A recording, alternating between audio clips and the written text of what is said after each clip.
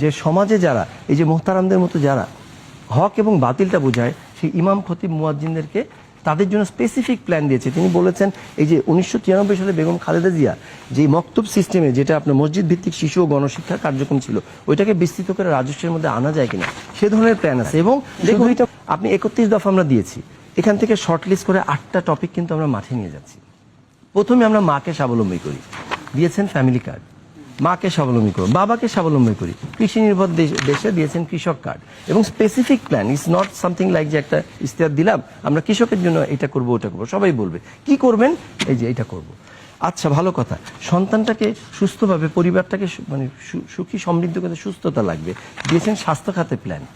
তারপর আচ্ছা ভালো কথা, ওর যে এনার্জিটা বার্ন করতে হবে, এটা কিভাবে করব? সে মাদকে যাবে, তারপরে পর্নেতে যাবে, তাহলে কি করবো? আমি ক্রীড়াঙ্গনে নিয়ে যাব, দিয়েছে ক্রীড়া সম্বন্ধে প্ল্যান।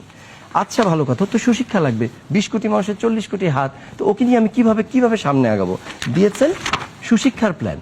এবং শুধু সুশিক্ষা আমি আনন্দময় শিক্ষা এবং দক্ষ জনশক্তি করার জন্য যে প্ল্যান। আচ্ছা ভালো কথা, সবই না হয় হলো, 40 কোটি হাত আমি কার্যকরী করে ফেললাম, এটা তোমার কাজ দিতে হবে, দিয়েছেন কর্মসংস্থানের প্ল্যান। ভালো কথা, সবই না হয় হলো, মা স্বাবলম্বী হলো, বাবা স্বাবলম্বী হলো, স্বাস্থ্য হলো, ক্রীড়া হলো, শিক্ষা হলো, কাজও পেলাম, যে পরিবেশে আছে সেই পরিবেশটা যদি বসবাসের অযোগ্য হয়, দিয়েছেন পরিবেশ রক্ষার প্ল্যান। আচ্ছা ভালো কথা, সবই হলো, এই জাতিটা সামনে এগিয়ে যাচ্ছে, এর মূল্যবোধ রাইট অর রং কে দেখাবে? রাইট অর রং দেখায় রিলিজন। যার রিলিজন নাই তারও কোনো একটা গুরু আছে, নাস্তিক কিন্তু কোনো একটা গুরুর বই পড়ে, তাকে ফলো করে।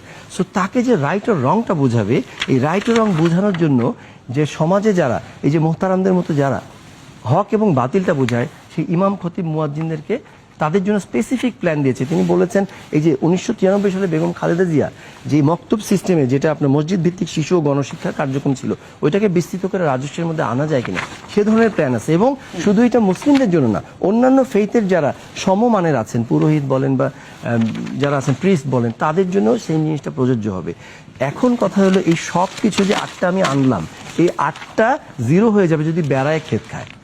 তাহলে দুর্নীতির বিরুদ্ধে মানে আপনার একটা দুর্নীতির বিরুদ্ধে একটা সরাসরি একটা প্রতিজ্ঞা নিয়েছেন, যে ওই জন্যই তিনি বলেছেন যে মানে I have a plan for the people of my country and for my country. বুঝতে পেরেছি।